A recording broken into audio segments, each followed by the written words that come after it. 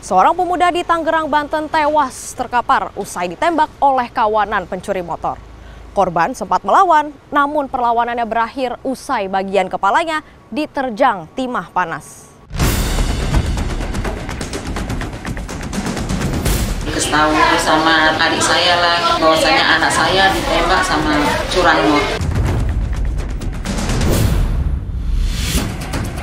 Korban ini mendapatkan luka di bagian pelipis sebelah kiri, ada proyektil yang bersarang di kepala korban.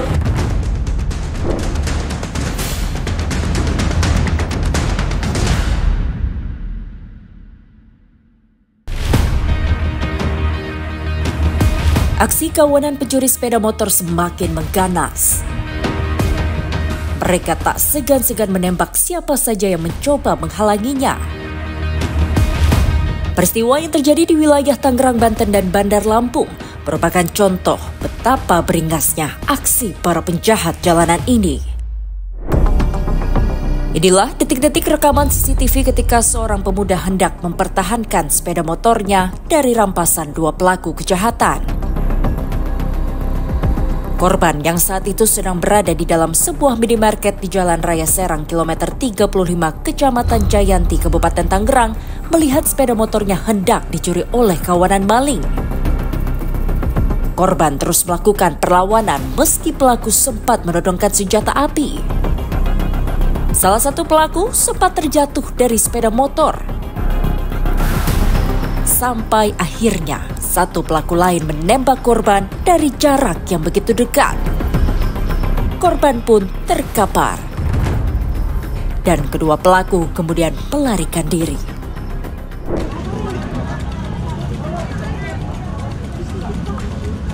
Warga sempat memindahkan korban ke halaman parkir minimarket.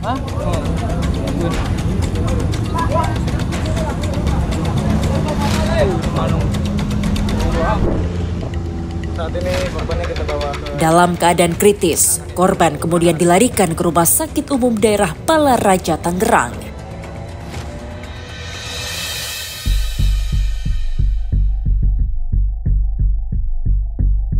Tim Menyikap Tabir sempat mendatangi lokasi kejadian untuk mengetahui seperti apa sebenarnya kejadian pencurian motor tersebut. Di lokasi kejadian, kami sempat bertemu Hadi, saksi mata kejadian. Hadi yang saat itu baru pulang dari tempat kerjanya sempat mendengar suara tembakan. Ya, Bang Hadi, mungkin bisa dijelaskan Bang apa yang Abang lihat waktu pada saat kejadian tersebut. Ini seperti apa korbannya, ada di mana, terkaparnya persisnya di mana, bisa dijelaskan? Oke, jadi begini, saya pulang dari proyek mau istirahat ke rumah dulu sekitar jam setengah 12 kurang 5 menit. Saya melihat pertama dari belokan sana terdengar suara tembakan, memang satu kali tembakan peringatan mungkin bagi mereka.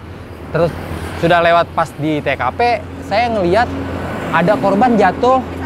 Iya, ada korban jatuh di sini terkapar seperti ini. Saya tidak tahu persis.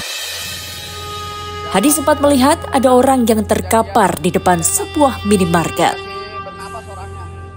Saya pulang dulu ke rumah. Sudah pulang ke rumah baru dengar dari warga ada korban penembakan katanya di depan Alfamart Jayanti. Oh, mungkin yang tadi. Memang tadi korbannya yang saya lewat, yang saya lihat gitu. Terus balik lagi ke sini, si korban bukan berada di sini. Ternyata si korban sudah dipindahkan ke area sini, dekat motor si korban. Motor si korban di sini. Menurut Hadi, korban saat itu belum meninggal dan beberapa warga sempat memindahkan korban ke halaman minimarket. Si korban masih posisi keadaan hidup gitu, masih hidup, masih bergerak, dan langsung dievakuasi oleh siapa? Polisi dari Polres kalau nggak salah ya, Pak Esa ataupun siapa, saya kurang tahu lebihnya. Nah, udah itu saya sudah tidak tahu menolak lagi karena langsung balik lagi ke proyek gitu aja. Waktu Abang kesini juga sudah ada pihak kepolisian atau hanya warga saja? Itu sudah ada pihak kepolisian satu, katanya sih baru pulang dinas gitu kan. Karena dia baru pulang dinas, dia belum bisa ngambil keputusan sepihak gitu. Dia langsung ke pihak Polres Tangerang dulu, biar mengetahui lebih lanjutnya gitu. Seperti apa si korban, mau seperti apa dievakuasinya. Ya mungkin langsung dievakuasi ke RSUD katanya. Kasus penembakan yang terjadi di depan minimarket ini akhirnya ditangani oleh Satreskrim Polresta Tangerang. Upaya kami setelah melakukan olah TKP, kami berupaya untuk mengevakuasi korban dan kemudian korban sedang dirawat intensif di Rumah Sakit Obat Balaraja. Dan kami akan melakukan upaya-upaya penyelidikan lanjutan agar peristiwa ini dapat kami ungkap. Hingga saat ini polisi masih bekerja keras untuk mengungkap siapa pelaku penembakan. Dari hasil olah TKP dan penyelidikan melalui CCTV, polisi akhirnya mendapatkan petunjuk. Kami dari jajaran Polresta Tangerang sedang fokus melakukan upaya ungkap dalam perkara ini, melakukan pencarian dan pengejaran. Ya semoga agar pelaku segera tertangkap.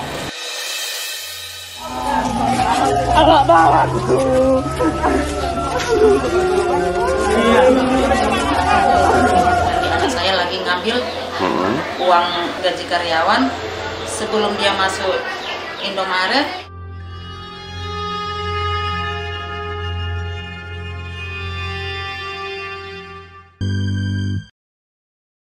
Febrido Sijabat, pemuda yang tewas di tangan dua pencuri motor tersebut dikenal memiliki ilmu bela diri. Namun sayang, keahliannya tersebut tidak berhasil menyelamatkan nyawanya.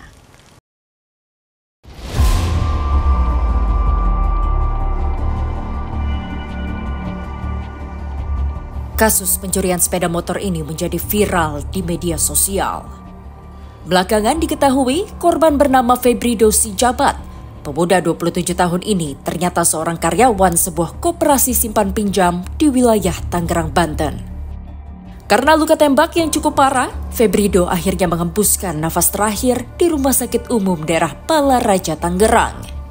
Korban ini mendapatkan luka di bagian pelipis sebelah kiri karena luka tembakan. Yang dari keterangan awal dari pihak dokter ada proyektil yang bersarang di kepala korban.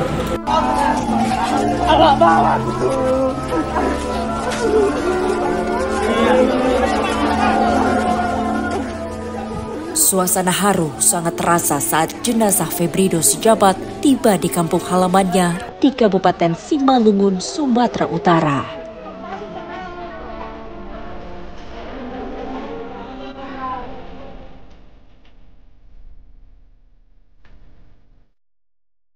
Selanjutnya, Febrido pun dimakamkan tak jauh dari tempat tinggal keluarganya.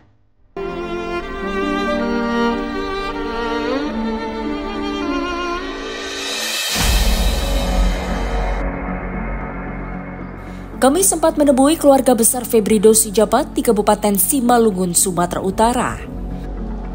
Suasana duka masih menyelimuti keluarga besar Febrido.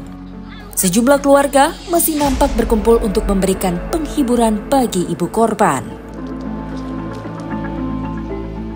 Mariana Boru Pandiangan, ibu Febrido yang kami temui, awalnya mengaku tak mengira kalau anaknya ditembak oleh penjahat yang hendak mengambil sepeda motornya. Informasinya saya dapat dari Jakarta, manajernya anak saya melalui via telepon. Yang mengatakan anak saya dapat kecelakaan dalam pekerjaan. Besoknya hari Jumat saya terus berangkat ke Tangerang. Ya. Saya sampai di Rumah Sakit Balaraja, anak saya sudah terbaring, saya lihat banyaknya infus, dan saya tidak sanggup melihat keadaan anak saya yang terbaring lemah. Mariana baru tahu kalau anaknya ditembak oleh penjahat saat tiba di Rumah Sakit Umum Daerah Balaraja, Tangerang. Diketahui sama adik saya lah, bahwasanya anak saya ditembak sama curanmor. Dua begal ya? Dua begal. Saat itu, Mariana melihat anaknya sudah dalam keadaan kritis. Saya peluk anak saya dan saya bisikkan, "Bang, Mama udah datang," saya bilang, dan dia pun memang tidak ada jawaban. Disitulah dia mengembuskan nafas terakhirnya dan saya pun disuruh dokter untuk keluar untuk biar jenazah dibersihkan, dimandikan. Mariana pun menceritakan awal mula peristiwa yang menewaskan anak pertamanya itu. Temannya pekerjaan anak saya mengatakan anak saya lagi ngambil uang nasabah uang anggotanya, gaji karyawan ya? Gaji karyawan. Sebelum dia masuk Indomaret, dia sudah melihat ke belakang, disitulah curanmor menembak keretanya. Selama ini, Febrido memang dikenal sebagai pemuda pemberani. Bukan tanpa alasan, keberanian Febrido ini didasari dengan keahlian bela diri yang sudah sejak lama ia miliki. Mulai dari kelas 5 SD dia sudah punya bela diri. Dari pertama dari SD karate, dari SMP sampai SMA dia bela dirinya kungfu. Tekun dia belajar ilmu bela diri. Sampai di tahun 2024 dia juara 2 dari Simalungun, mengambil sabuk biru ke coklat. Febrido Sujabat ternyata baru sekitar 9 bulan merantau di Tangerang. Ia bekerja sebagai pegawai koperasi simpan pinjam. Dia berangkat tanggal 5 bulan 1 tahun 2024. Dia bekerja di Tangerang sebagai karyawan koperasi mandiri. Koperasi simpan pinjam ya, Bu ya? Simpan pinjam, ya. Di mata Mariana, korban merupakan anak yang baik dan suka membantu keluarga serta orang di sekitarnya. Kalau anak saya memang Pak Febrido memang tidak pernah menyakitin orang, selalu membantu, terlebih buat teman-temannya. Dia satu umuran sama yang muda-mudi, khususnya untuk muda-mudi lah. Dia selalu bertanggung jawab untuk teman-temannya, perbuatannya banyak yang disenangi teman-temannya. Semuanya sudah terjadi. Febrido Sujabat kini sudah pergi untuk selamanya. Sang ibu pun berharap agar pelaku yang menembak anaknya segera ditangkap. Sebagai orang tua saya tidak menerima dengan kepergian anak saya seperti ini di curanmor. Saya mohon kepada Bapak Kapolri, tuntaskan Pak, agar tidak ada lagi korban seperti berikutnya seperti anak saya. Bukan cuma di Tangerang, kasus penembakan yang dilakukan oleh kawanan pencuri sepeda motor juga terjadi di wilayah Metro Bandar Lampung. Pelaku yang membekali diri dengan senjata api menembak salah satu warga yang mengepungnya. Saya sebagai joki Pak, paketan saya sebagai eksekutor ya Pak. Udah berapa kali melakukan pencurian? 3 kali Pak. Di mana saja?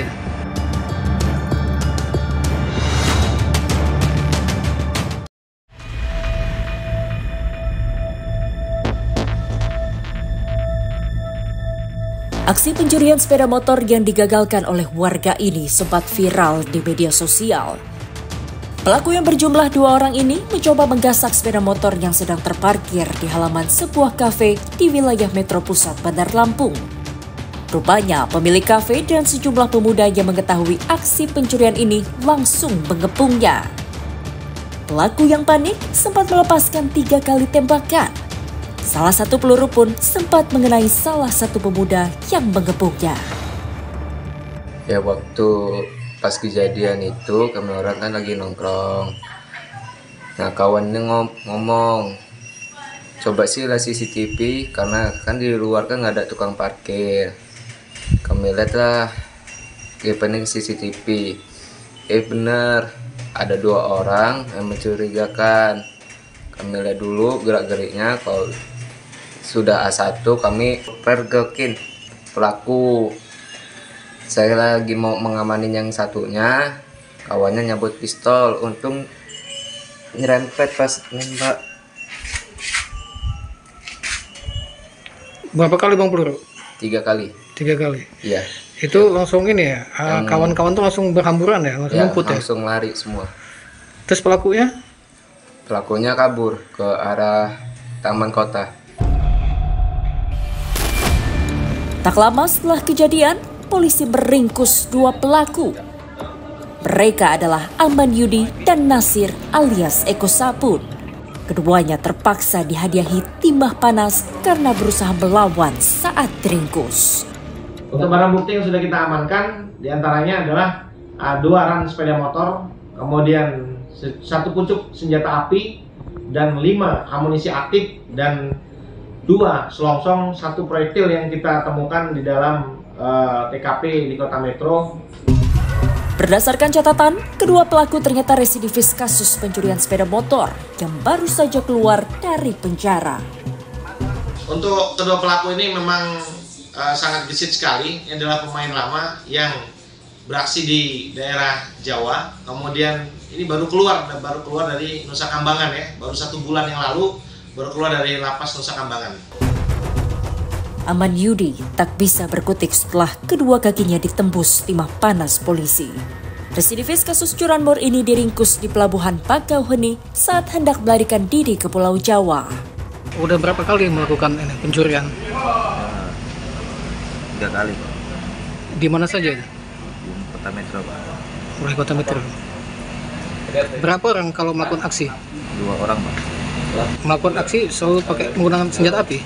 Enggak, baru kali ini, Pak. Dari mana senjata apinya? Gadean, Pak. Gadean? Iya. Jenis apa pistol? Masa FM itu, Pak. FN ya. Amunisinya berapa? Kalau nggak salah 10 pokoknya. Aman Yudi pun menjelaskan perannya setiap kali beraksi. Saya sebagai joki, Pak. Dan paketan saya sebagai eksekutornya, Pak. Setiap kali beraksi, kawanan pencuri sepeda motor ini tidak perlu lagi repot-repot mencari siapa yang akan membeli barang hasil curiannya. Ternyata, setiap sepeda motor yang berhasil digasak sudah ada yang menampungnya. Setelah dapat hasil curian itu dijual kemana? Dijual ke kampung, Pak. Kampung mana nih? Bisa Pempen, Pak. Berapa 1 unit dijual? Harga 4 juta, Pak. Pembagiannya gimana sama kawannya? 4 juta itu? Bagi 2, Pak. Bagi 2? Iya. Terus sama yang ini, penampung itu dijual seperti apa? Penadahan? Kalau itu Bang tahu, Pak. Cuman komunikasi, ketemuan, janjian, Pak. Beberapa hari kemudian, giliran Nasir alias Eko Sapun diringkus. Residivis kasus curanmor yang baru 1 bulan bebas dari lapas Nusa Kambangan ini diringkus di Desa Mataram Baru, Lampung Timur. Saya minta maaf sebesar-besarnya. Doain saya tobat nasuha. Kapok nggak? Kapok. Ini aksi yang keberapa? Banyak udahan?